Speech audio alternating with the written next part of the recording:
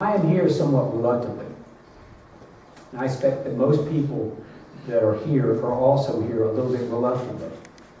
We would all rather be home, relaxing, getting ready for another successful day tomorrow, living the American dream. But unfortunately, we all feel it necessary to drop what we would do naturally and instead come together here, almost out of self-defense, as a group of very concerned and thoughtful, honest patriots to rally together for a common purpose, and that is to restore the American Republic.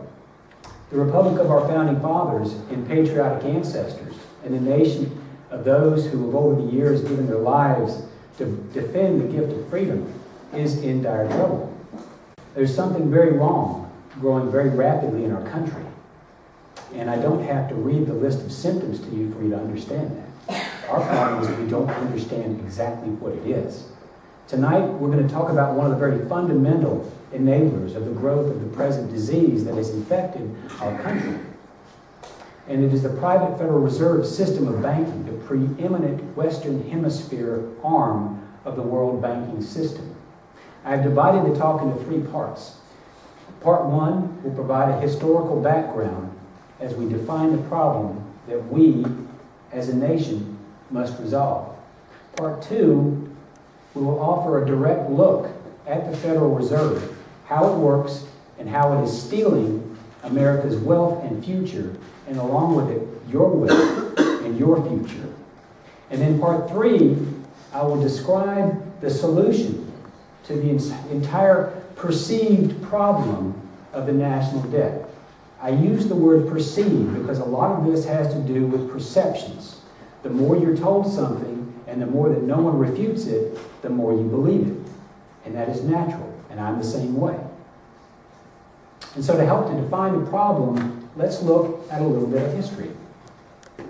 Over the past 2 centuries, Americans have been warned of the nature of a private central bank and how such an institution would ultimately impoverish the American people and destroy America. And it's doing that right now.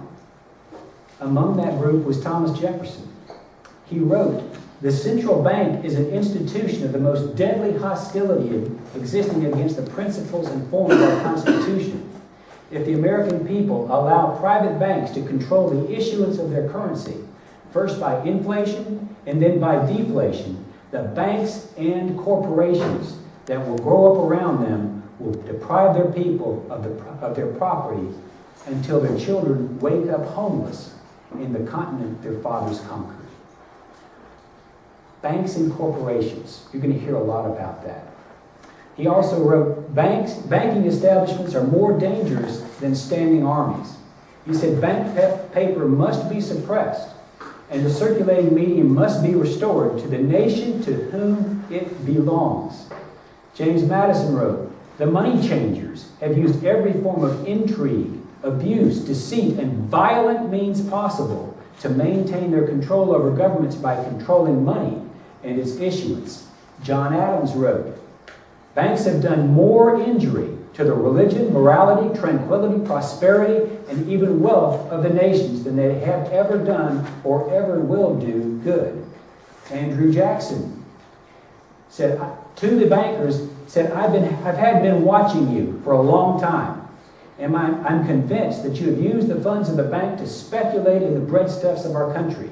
When you won, you divided the profits among you, and when you lost, you charged it to the central bank. You are a den of vipers and thieves. No truer words have ever been spoken about the bankers than what he just said. He also used as his slogan in 1832 in his run for the presidency, "Jackson and no bank." That's how important it was to him. John Maynard Keynes wrote, "The best way to destroy the capitalist system is to debauch the currency. By a continuing process of inflation, governments can confiscate secretly and unobserved an important part of the wealth of their citizens." Senator Barry Goldwater wrote in his book, "Does it not seem strange to you that these men just happen to be CFR, that's the Council of Foreign Relations, and just happened to be on the board of governors of the Federal Reserve that absolutely controls the money and interest rates of our great country. A privately owned organization which has absolutely nothing to do with the United States of America. Dwight Eisenhower, during his 8 years in office, President Eisenhower grew to understand the nature of this same group of manipulative banksters and their intimate relationship with certain corporate raiders intent on profiteering at the expense of the wealth of the American people. And so as he was leaving office, Eisenhower took the opportunity to warn the American people against allowing this cadre of corporate-influenced financiers to grow in influence over the decision-making process of the American government. And here's what he warned us against. Until the latest of our world conflicts, the United States had no armaments industry. American makers of plowshares could, with time and as required, make swords as weapons.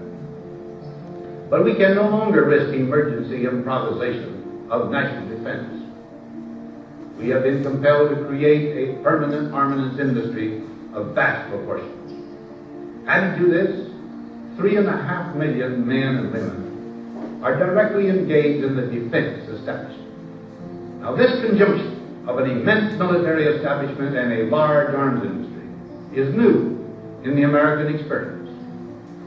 The total influence, economic, political, even spiritual, is felt in every city, every state house, every office of the federal government.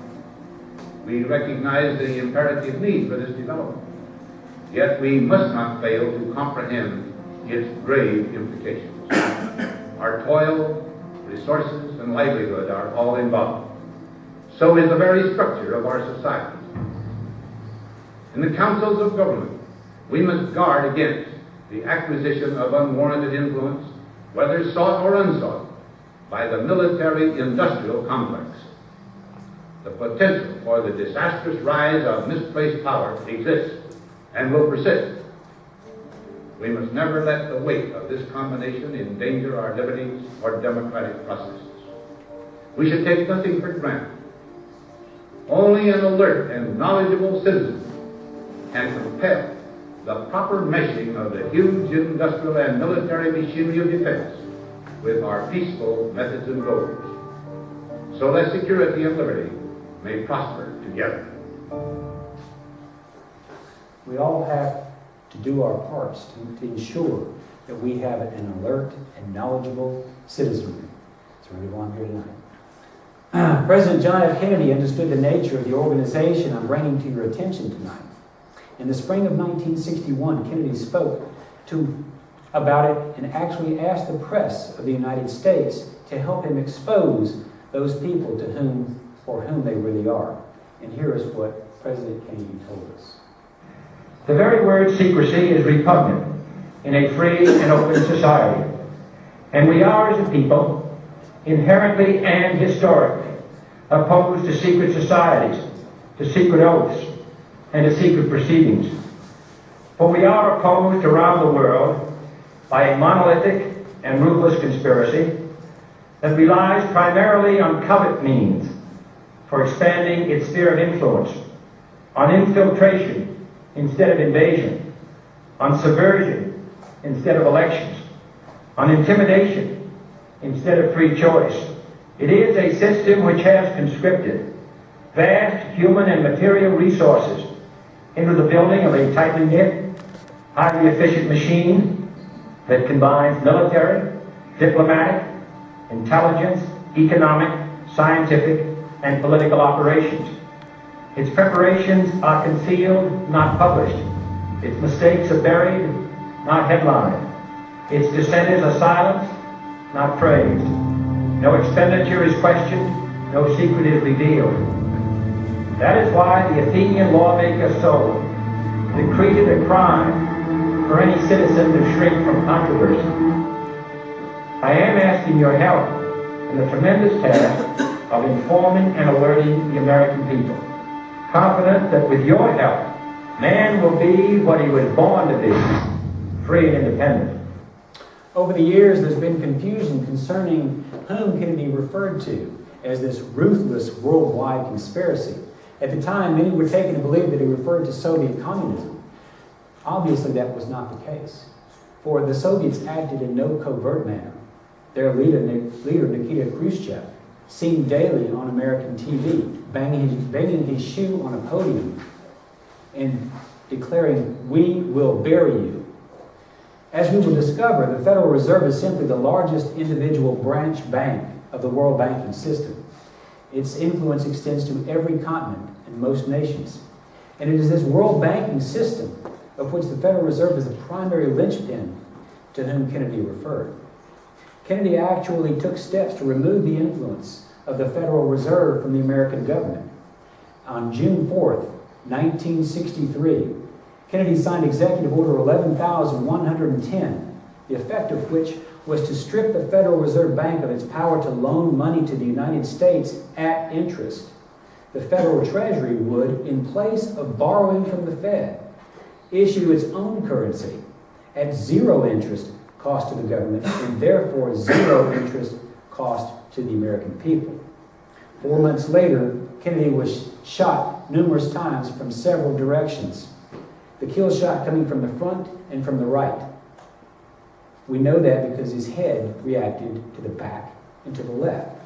No matter what anyone in the media may tell you, they cannot change the laws of physics or the ability of the American people to think intelligently.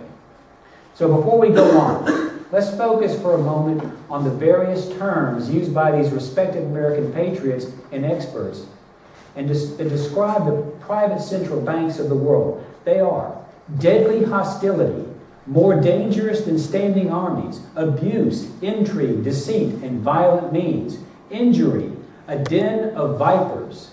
They confiscate wealth secretly and unobserved, a privately owned organization which has absolutely nothing to do with the United States of America. Conscription, vast resources, monolithic, ruthless, conspiracy, covert, infiltration, subversion, intimidation, military, diplomatic, intelligence, economic, scientific, political. And curiously enough, I was telling my friend Steve earlier, President Eisenhower even used the term spiritual. So there is a spiritual side to this conversation. So you can see none of these individuals had anything good to say about the private central banks, and all of them held them in disdain. Now, a study of the Fed and its inner workings could take off in any number of directions. The study of the influence of the Federal Reserve and the world central banks over life in America and the world is just one rabbit hole after another, and each rabbit hole deserves its time to discuss. But tonight, in the interest of time, I've chosen the one dimension of the big picture that is what I consider to be the most important tool being used by those whose efforts are destroying America. Without this fundamental tool at their disposal, none of their plans can succeed. None of their rabbit hole agendas and dealings that we might talk about another time can succeed. And that is the manner in which their efforts are funded. Without funding, these people cannot harm anyone. We all know how vital funding is to advance any agenda. The socialist needs funding, the communist needs funding, and I've heard our president refer to his both. But really, socialism is relatively harmless. It's just a political ideology. It's harmless because it has no inherent mechanism to fund it. Left on its own, a nation voluntarily guided by strict socialism would just go bankrupt. And they would have to try something else. We all know that. Communism, on the other hand, is not really an ideology. Communism is more of a system of control that the socialist uses to enforce the socialist ideology on the people. They have to do that because no one would voluntarily adapt to a socialism as a mere suggestion. They have to be coerced. But even communism as a system of control can't stand on its own 2 feet either. Who's going to pay for the prisons?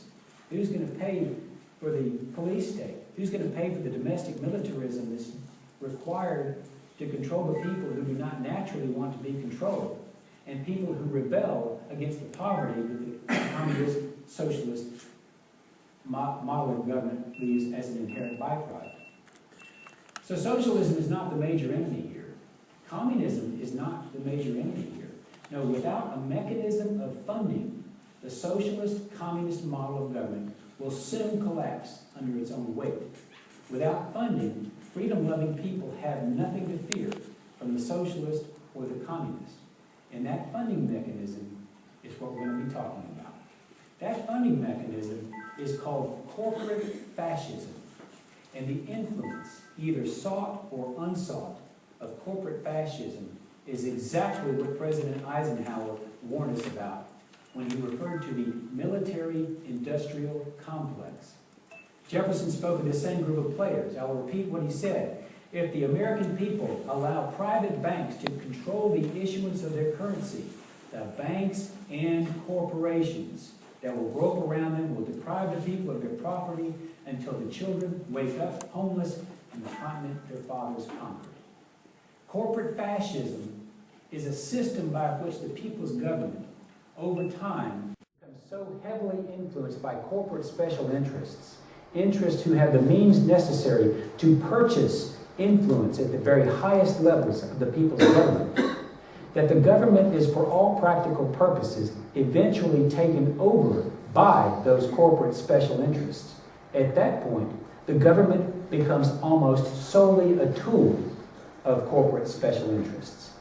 And that is who Eisenhower warned us again, calling this corporate influence, viewed as its own body, the military-industrial complex. That is what our founders warned us against. That is what Kennedy tried to stop. As we speak, the corporate fascist state is firmly entrenched at the very heart of the American government, controlling the federal government's policies, controlling the executive branch, controlling the legislative branch, and through those branches actually controlling the Supreme Court. Who do we think actually wrote Obamacare? The insurance companies wrote Obamacare. It is the insurance companies who are going to profit from Obamacare. We know that because while Obamacare was being debated, the insurance companies, the ones who had the most on the line, were silent.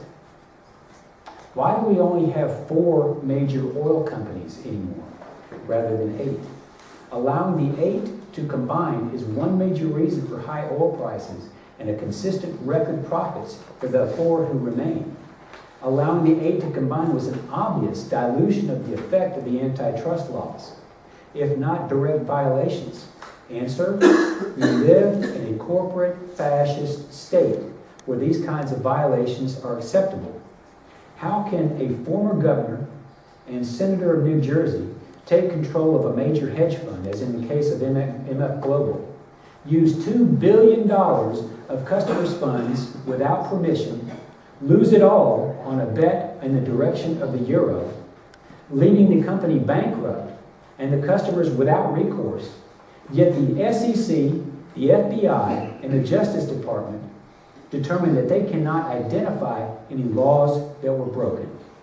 Answer: we live in a corporate fascist state where these kinds of violations are just the cost of doing business. We could go on.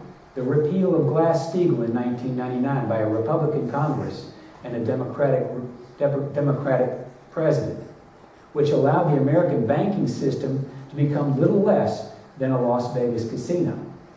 The Campaign Finance Reform Act, which was hardly reform at all, the effect of which was to allow unlimited corporate donations, which translates into unlimited corporate influence over the efforts of political action committees.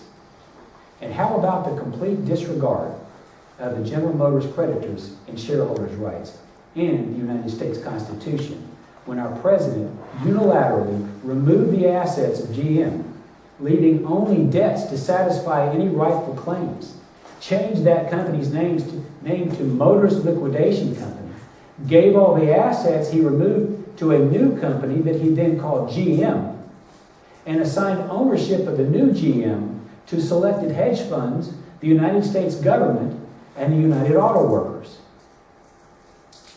And the world thinks that he's a genius because the new GM, equipped with all of the assets and none of the liabilities of the old GM, was able to turn a modest profit. How is all that possible?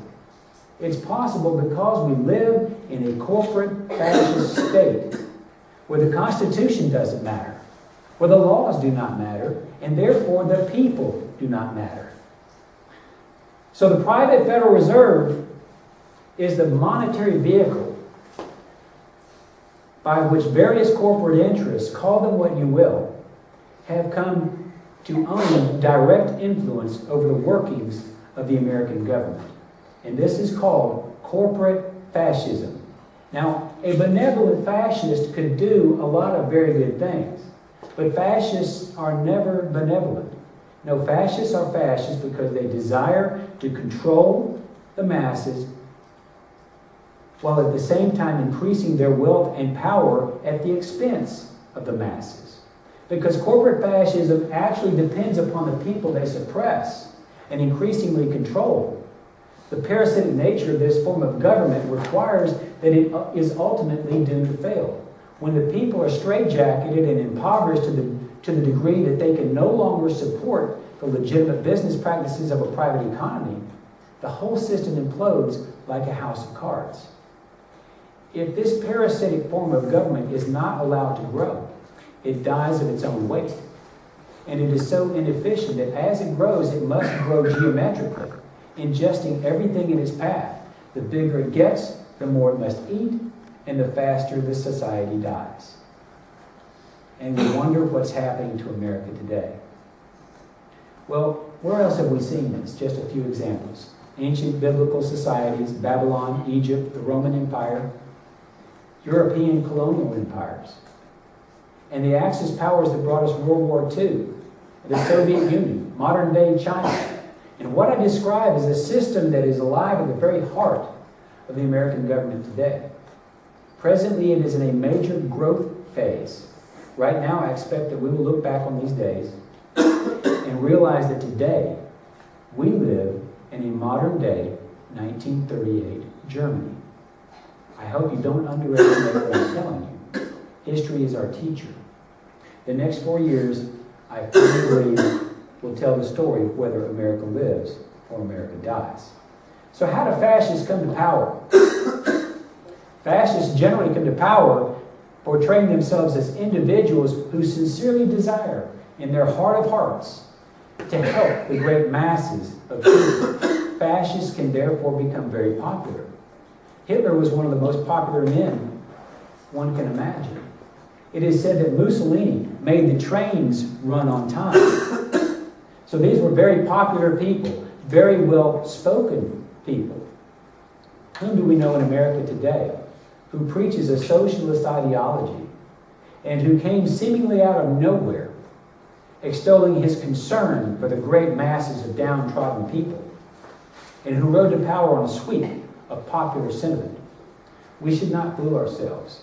For an individual to come seemingly out of nowhere and ascend to the very pinnacle of national power in the most powerful nation on earth, in the short time it took our present president, that person had to have the support of private interests powerful enough to buy the influence necessary to achieve that position. Hitler came to power in 1933. How did he do it? The German people were ready for a change. The reparations they were forced to pay after World War II resulted in hyperinflation of the German mark. Life in Germany had been dismal. People could all remember taking wheelbarrows of cash just to stand in line for a loaf of bread. And in 1933, things were not that much better. Hitler represented change.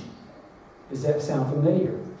But Hitler did not have the support of the German parliament. He needed to create an incident that would shift popular opinion away from his political opponents and toward himself in order to gain the political backing necessary to go to the next level of power.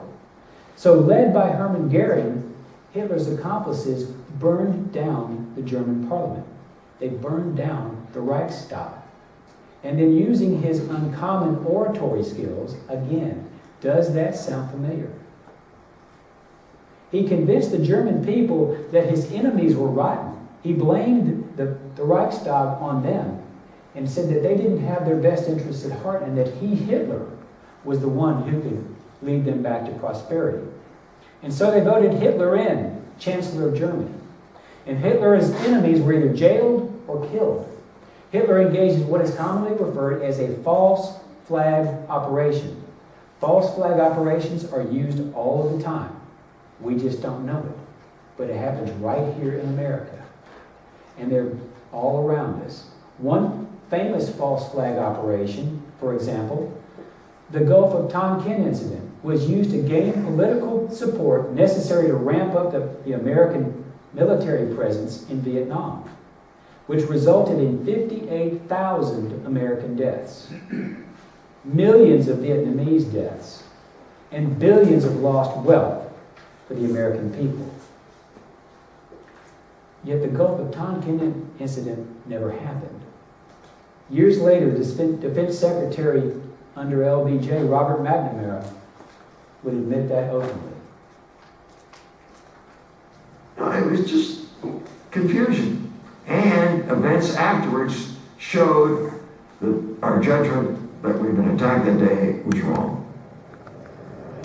It didn't happen. It didn't happen. What else didn't happen? Or didn't happen according to the government's official narrative? That's another rabbit hole to explore. President Kennedy understood that cooperation by the corporate media is a vital ingredient to any successful fascist state. Many of the journalists in the audience who heard Kennedy that day in 1961 were likely, wittingly or unwittingly, a part of the fascist propaganda machine. Beware your favorite mainstream news channel. It is not necessarily what they tell you that counts. It's what they don't tell you. So Hitler rises to the top, Chancellor of Germany. So what? We all know that one man who might have great oratory skills can't improve conditions merely by speaking. But over the next few years, Hitler would supervise the rise of a militarily industrialized nation, the likes of which had never been seen on this earth, but one that he had no way himself or within Germany to either fund or finance. With the people already starving and unemployed, how was Adolf Hitler, one man, going to fund this incredible military buildup without any other means that he had available domestically? And which, if he tried by diverting the meager funds that they had, he would have only caused an increase in the economic strife they were experiencing. The answer is that Hitler had help. And many of the people in the organizations who helped Hitler fund the military buildup that almost destroyed the world are still around today. Who helped him? Specifically, Hitler partnered with well-connected German industrialists who at the time were hungry for a way to manufacture and sell their products, and Western banking interests located in Great Britain and the United States who partnered with the Warburg Bank in Germany. That's how we did it. The American and British banking systems together, supported by the deposits of the American and British people, put Hitler into business. Hitler was a made man. With all the credit he needed to ultimately destroy Europe and beyond, Hitler built Germany into one of the most formidable military police states in history. And the American people and the British people, unbeknownst to them, helped pay not only for Hitler's militarism that destroyed Europe, but then through the Marshall Plan, the American people actually paid to rebuild Europe. And so while the bankers and the military industrialists enjoy remarkable profits, the world practically destroys itself. And then the bankers continue to enjoy massive profits as the surviving governments had to borrow from them and then pay them interest on their reconstruction loans to rebuild the planet. This is a pattern. Note that presently, over the past decade that we know of, the United States has either fought wars, is fighting wars, or paying to fight wars or military ventures in Iraq, Afghanistan, Pakistan, Libya, Syria, Yemen, Somalia, Mali, Algeria, Tunisia, and now in other nations all across Central Africa. One of my customer's son-in-law was killed in action last April. I asked him, well, was he in Afghanistan? He said, no, he was in Mali. I said, Mali? What are we doing in Mali? Well, I've since discovered that it appears to have something to do with gold. Question: where do these banks get all of the money to loan out to pay for all these wars and to pay for all the costs to reconstruct? The answer should mystify you. They just print it out of thin air. They just print it out of thin air, and charge the borrowing nations interest. That was part one. And I felt it was important to set the stage to give you a frame of reference from what I'm about to tell you about the Federal Reserve, and specifically how that institution is stealing your future and the future of your country. You had to understand the background before you could understand where we are and its importance, and before you might understand where we're headed as a nation whose future is being stolen before its very eyes. So I want to direct your attention to the one provision of the Constitution, the authority to create money, which can be found in Article 1 and Section 8, which states very simply, the Congress shall have the power to coin money, among other things. In disregard of our founders' strongest warnings against the establishment of a private central bank, in 1913, coincidentally, 100 years ago this year, under some very questionable circumstances, the Federal Reserve Act was passed and signed into law, creating a private central bank, given all of the authority to create American legal tender. Just imagine the mischief that you and I could get into if we were given the authority to create money and were practically immune from scrutiny for what we do with it. Just imagine. This is the genie in the bottle. The genie gives you 3 wishes, but all you really need is one. To wish that all of your wishes would always come true.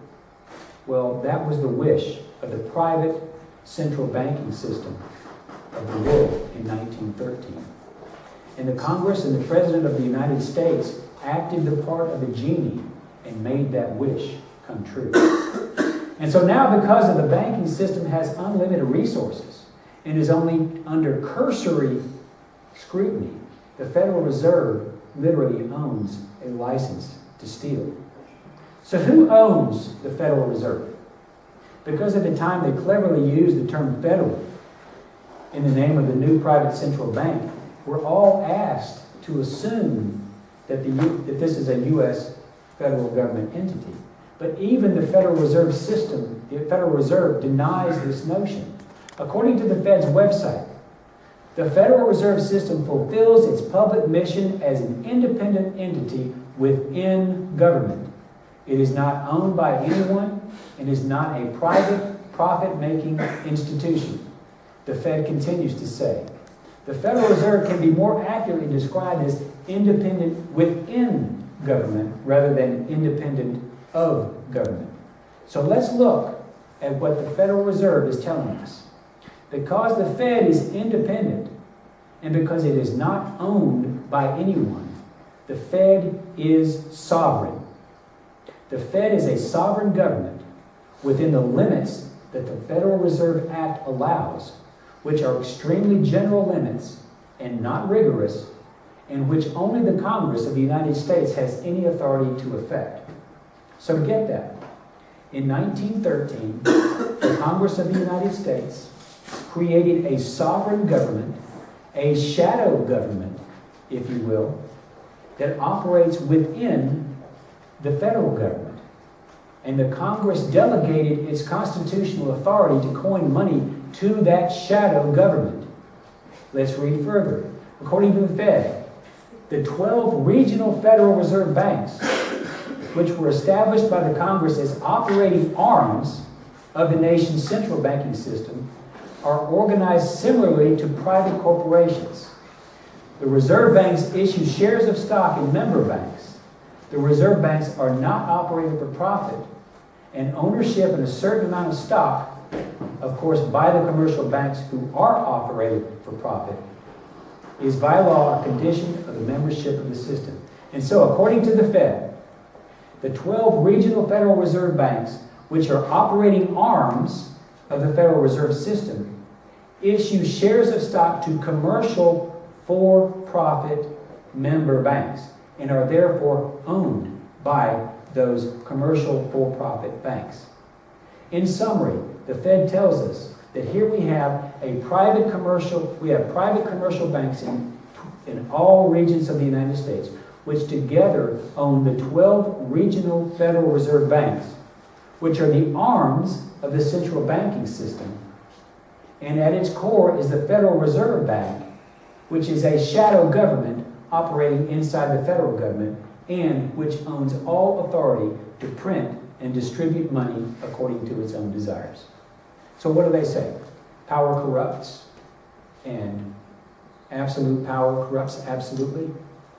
In that money is power, and in that the Fed possesses an absolutely unlimited storehouse of money. The American banking system, as it is operated, is nothing but a recipe for absolute corruption. A few years ago, Alan Greenspan confirmed what I'm telling you about the Fed's sovereignty. Jim Lehrer asked Greenspan about the proper relationship between the Fed chairman and the President of the United States. And here is that exchange. What should be the proper relationship between the chairman of the Fed and the President of the United States? Well, first of all, the Federal Reserve is an independent agency, and that means basically that there is no other agency of government which can overrule actions that we take. So long as that is in place and there is no evidence that the administration or Congress or anybody else is requesting that we do things other than what we think is the appropriate thing, then what the relationships are don't frankly matter. So according to Alan Greenspan, essentially, as long as the Federal Reserve Act is in place, the relationship between the President of the United States and the Chairman of the Federal Reserve really doesn't matter. The Federal Reserve is insulated from the United States government, except as Congress may act to change its responsibilities. One inescapable conclusion is that in the end, the commercial banks that are members of the Federal Reserve System own shares in a shadow government, one that operates within the American government. The other inescapable conclusion is that by virtue of its relationship to its shareholders, the Federal Reserve System possesses a fiduciary responsibility not to the American people, but only to its shareholders, the member banks. That being the case, the commercial banks of the Federal Reserve System, through the Fed, possess an ownership in a direct influence over a shadow government that operates within the people's government of the United States of America. And the people have no influence over it whatsoever. We're just supposed to trust these people. The Federal Reserve System, therefore, exists for the private purposes of the commercial member banks and not directly for any national purposes of the American people. This system owns a monopoly on the printing of American legal tender. This system owns the money that it prints. The Federal Reserve notes are called notes because they represent debt owned back to the Federal Reserve System. Every dollar of Federal Reserve currency that presently resides in any account that you may have, or any account in the entire world, is ultimately owed back to the Fed and is in some form or fashion paying interest to the Fed through the Fed's member banks. Let's see how that works. Every Federal Reserve dollar is created the same way. It is issued as a loan in exchange for a promise to pay back. So each dollar in circulation represents a dollar's worth of the overall debt owed to the Federal Reserve System. But you might say, well, look, Hank, I paid off all my loans, I don't owe anything to anyone, and so I don't have any debt. My answer to that is that somewhere someone owes more money than they have the ability to pay. So much more than their equal share of the overall debt owed by the money supply, that they owe both their share and your share as well. So all of the money in the outstanding money supply is owed to the Federal Reserve through its member banks. And each dollar of debt owed to the Federal Reserve System commands an interest rate that must be paid back to the member banks. In this way, the entire American money supply is returning a constant yield back to the Federal Reserve System. And for that reason, the Fed is constantly motivated to increase the money supply. So what's wrong with that? I mean, if you take out a loan, you have to pay it back, right?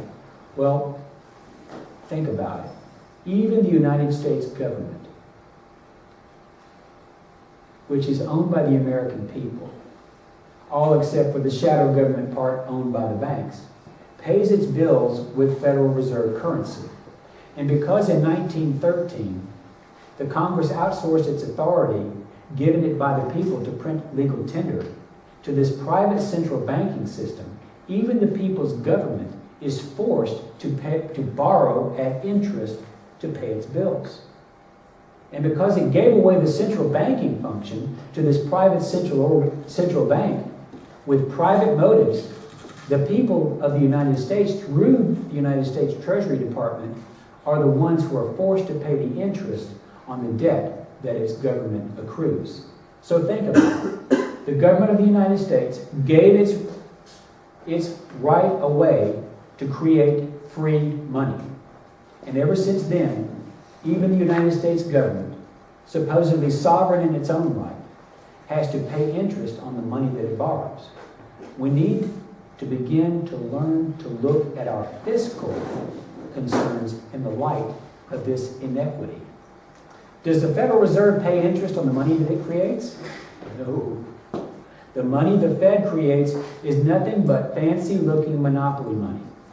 The Fed doesn't owe anything to anyone. And if it did, it would just print the money and pay them off.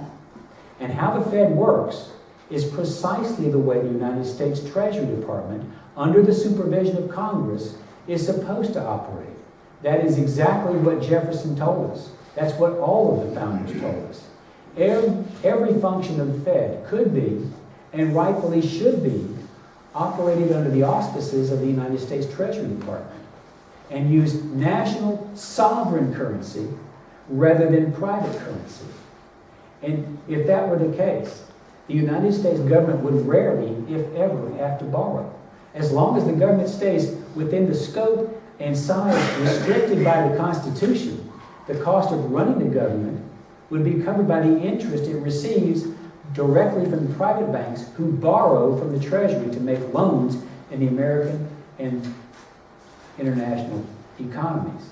In 1913, not coincidentally, the 16th Amendment, which allows the federal government to tax people according to their income, was officially ratified, again, under some very questionable circumstances. They had to do that because the newly created Federal Reserve Bank was going to steal the American government's source of income, that income being the interest on the money supply. And that is the only reason why we have an income tax today.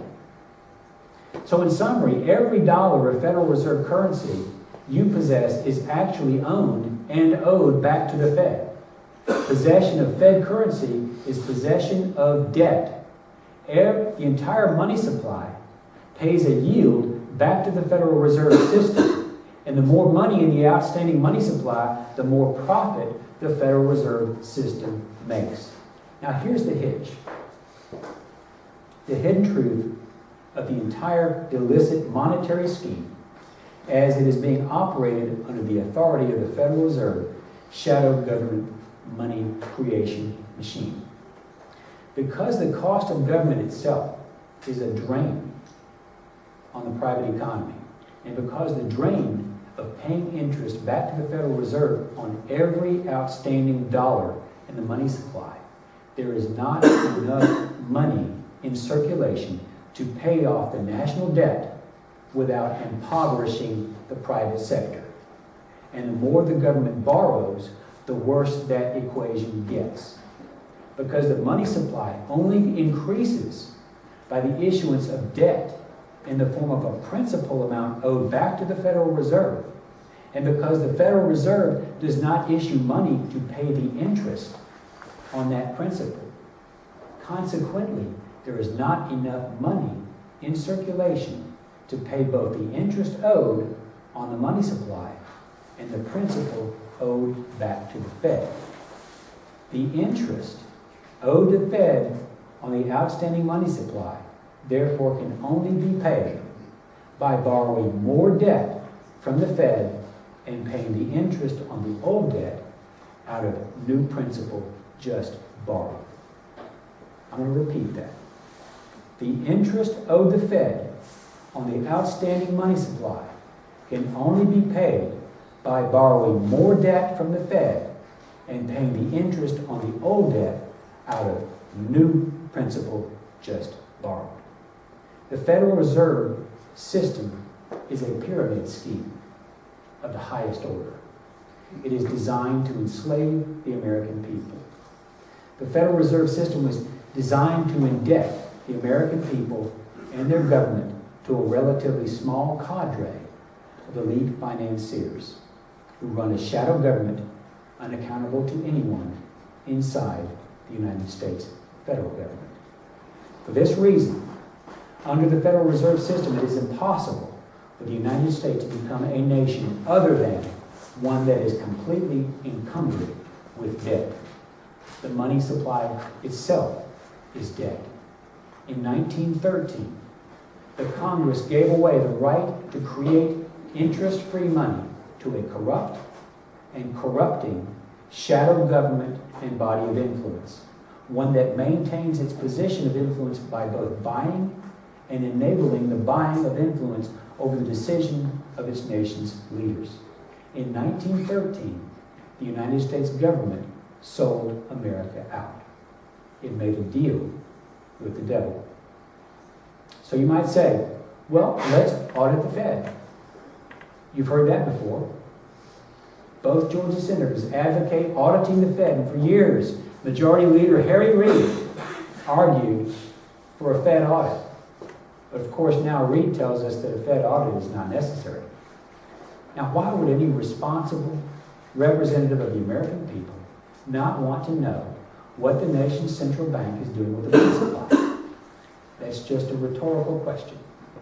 Obviously, whether the Fed should be audited or not is simply a ball these people play with, tossing it back and forth, whomever needing political cover at the time receiving it. In 2009, Ben Bernanke testified before the House Banking Committee and indicated that the General Accounting Office audit of the Fed would not be advisable. When he was asked why that might be, here's what he replied. Do you think it would cause problems for the Fed or for the economy if that legislation was passed? My concern about the legislation is that the GAO is auditing not only the operational aspects of our programs and the details of the programs, but is making judgments about our policy decisions that would effectively be a takeover of monetary policy by the Congress, a repudiation of the independence of the Federal Reserve, which would be highly destructive to the stability of the financial system, the dollar, and our national economic situation. Oh, really? But despite Mr. Bernanke's objections, did you know that in 2011 they actually did perform an audit of the Fed over the time period between 2007 and 2011? You wouldn't have heard it on Fox News. Let's take a look at what they found. $16 trillion had been secretly given out to U.S. banks and corporations and foreign banks and governments everywhere from Southern Europe to Scotland. Between December 2007 and June 2010, the Federal Reserve secretly made payments, and virtually none of this money had been returned, and it was loaned out at 0% interest. So the American people, through their government, have to pay interest to the central bank, but foreign banks and governments do not. So who received the $16 trillion? Just a few of them. Citigroup, $2.5 trillion. Morgan Stanley, $2.04 trillion. Merrill Lynch, $1.95 trillion. Bank of America, $1.3 trillion. And the rest are merely hundreds of billions. So I'm not going to go through them. So let's do the math. If that money is not paid back, and it stays in circulation based upon 300 million American citizens not already on the government dole, that $16 trillion cost each American man, woman, and child $53,333. It cost a family of four $213,333. Remember what Andrew Jackson said. The banks speculate on the breadstuffs of our country. When they win, they divide the profits amongst them. And when they lose, they charge the loss to the central bank. They are a den of vipers and thieves. Notice the biblical reference here, Steve. These are the money changers in the temple. They are the only group against whom Jesus Christ was ever recorded committing a violent act. That should tell us something. The banks of the Federal Reserve System operate with virtually no risk, gambling with American wealth, dividing the profits when they win, and enlarging the money supply through open market operations when they lose, effectively charging the losses to the American people. Are you beginning to understand how the Federal Reserve is stealing your future? All right, I want to go through TARP and quantitative easing so that you can understand how the Fed is accelerating the covert confiscation of American wealth right in front of your eyes, the eyes of Congress and the President of the United States. What was TARP? It's also known as QE1, Quantitative Easing 1.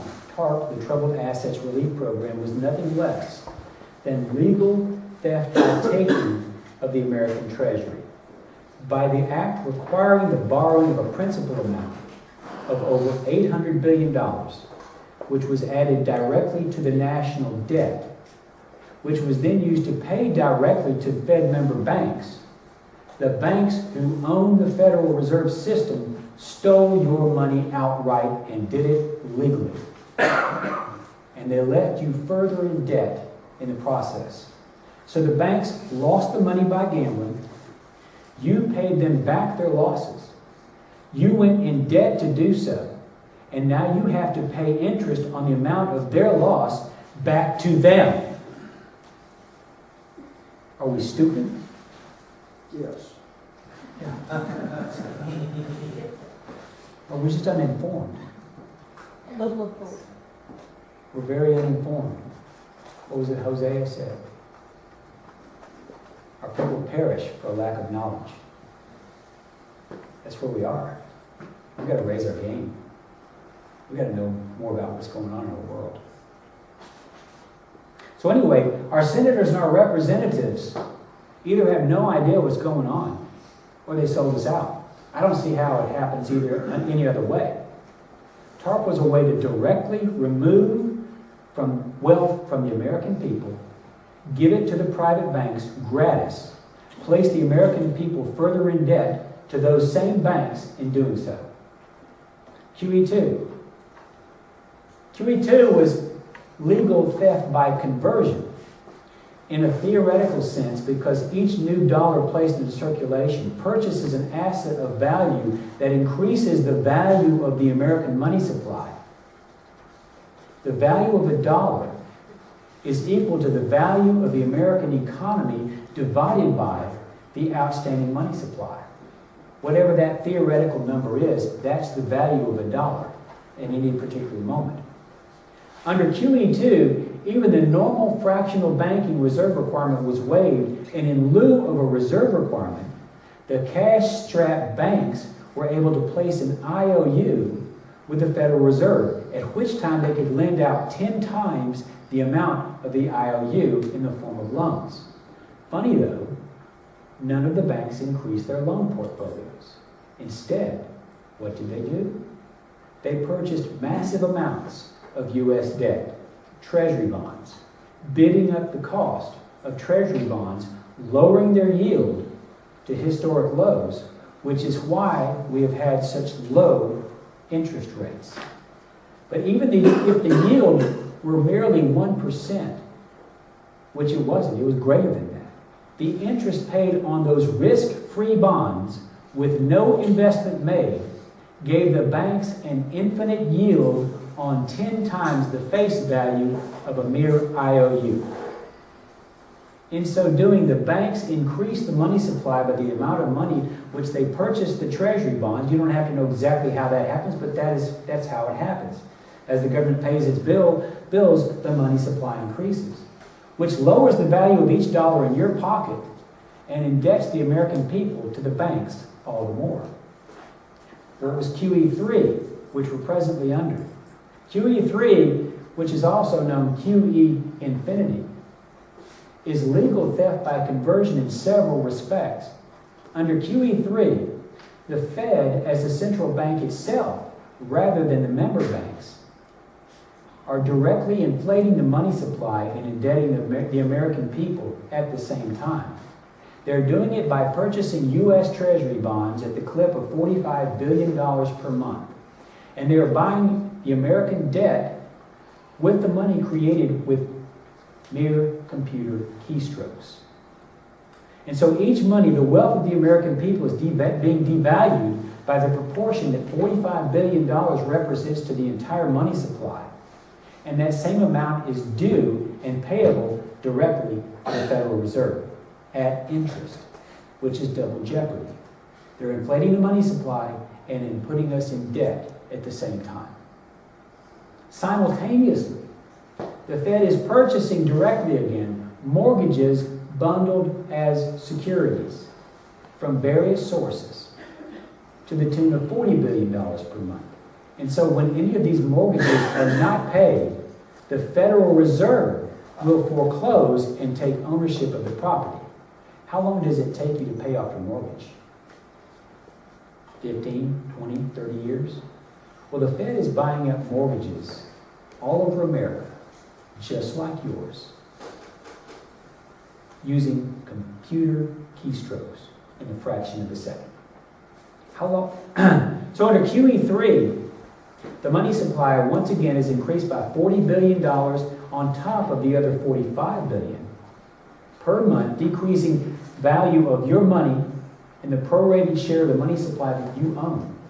And when the economy implodes because of the collapse of the dollar, and you're laid off and you can't work, then the Federal Reserve, in the man of Ben Bernanke, is going to take ownership of your property, earning the right to foreclose, having made a few computer keystrokes as commander-in-chief of the American shadow government banking system.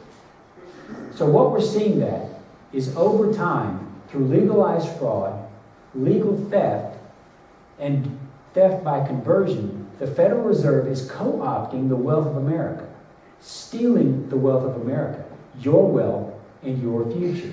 They are covertly shifting the wealth in America from the people to the banks of the Federal Reserve's shadow government banking system. And as the 2011 audit shows, they're also sending your money to their cronies all over the world. So what is QE3 costing you? Just figuring this one illicit program called QE3, as it operates today, and assuming 300 million effective Americans not already living on the government dole. The cost to each American, just by a factor of increasing the money supply, is $283 a month. For a household of four, that's $1,133 a month. That's $13,600 a year. You might say, well, look, Hank, I know my money's losing value, but it's not losing value that fast. Well, that's because the clock really hasn't started ticking yet. As long as Bernanke is stuffing money into the economy at the same rate or higher than the interest clock takes it away, the balloon keeps inflating. The surface tension on the balloon, if you want to think of it that way, is what keeps the value of your money somewhat stable. But as soon as Bernanke stops stuffing money into the mattress. As soon as he stops blowing up the balloon, the leak in the balloon will cause the balloon to deflate. And the true value of the money supply will seek its own equilibrium. At that point, we're likely to see a major economic event. The dollar will necessarily sink in value, and very quickly. At the same time, the drop in the demand for U.S. treasuries, because there will no longer be buying any, will require that the yield on treasury bonds must increase. The world will have to decide on what gambling on U.S. treasury bonds might be worth. Under a rampant inflation scenario, the yield on treasury bonds would likely have to be greater than the inflation just to induce someone to buy them. So what is the end game here? Good question. One that the Federal Reserve is not going to answer for you. But there are enough data points for reasonable people to make informed judgments on the answer to that question. Those data points indicate that this is all about destroying American currency, and with it the American economy, and then coming to the rescue with a new global currency, sponsored by the parent company of the Federal Reserve, the world banking system. This new global currency would ultimately exist as a cashless currency, an electronic currency, one in which a stop could be placed on any particular dissenter's accounts. To these people, currency is not a medium of exchange. It is a medium of control.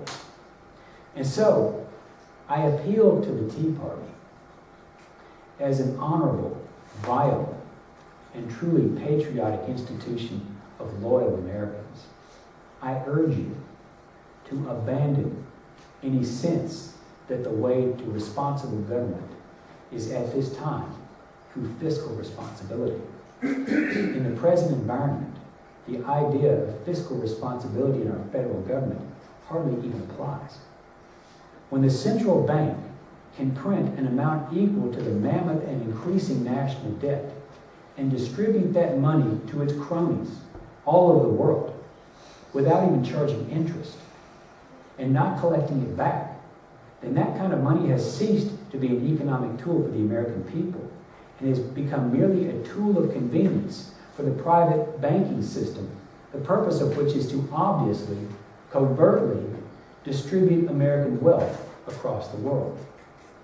The battle for fiscal responsibility in our federal government, even if it were valid at some time in the past, is over. That battle is lost.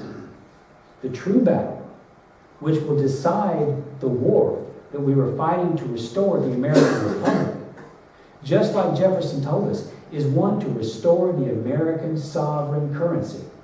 I urge the Tea Party to adopt this as its primary message immediately. There is no time to waste. And that brings us to part 3, which is the shortest part, the solution. And actually, this is the easiest part. The U.S. national debt could be paid off tomorrow. And the American Republic could be restored to its rightful path. We just have to follow our founders' advice. This organization talks about our founders. We need to listen to them and do what they say to do, because they had every honorable intention behind them. And this would be poetic justice, since the Federal Reserve currency was all created with keystrokes, as it was borrowed into circulation and is therefore owed back to the Fed as keystrokes. All that would be necessary to pay off the national debt would be to collect all of the Federal Reserve currency, returning it to the Fed in whatever form it might exist, simultaneously issuing U.S. Treasury currency of the same face value and the same form, issuing a check made out to each holder of U.S. debt paid in U.S. sovereign currency and for the full amount owed, nationalizing the 12 regional Fed banks as U.S. national banks, and thereby nationalizing the outstanding loan portfolios of those regional Fed banks. And finally, using legislation severing the ties that exist between the commercial member banks of the Federal Reserve System and the Fed. At that point, the U.S. Treasury would have an income stream equal to that of the entire Federal Reserve. Whether there would be any need to borrow additional funds would depend on fiscal considerations that might dictate that matter. All this could be done tomorrow, at which time the United States would no longer necessarily have to borrow money to operate. America would no longer be under the influence of corporate fascist special interests, and very likely a peace dividend the size of our present national debt would be our reward. This is the issue.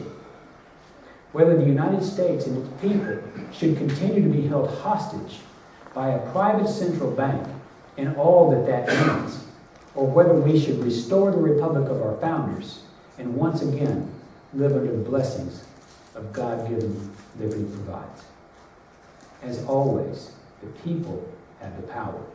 They just need to exercise it.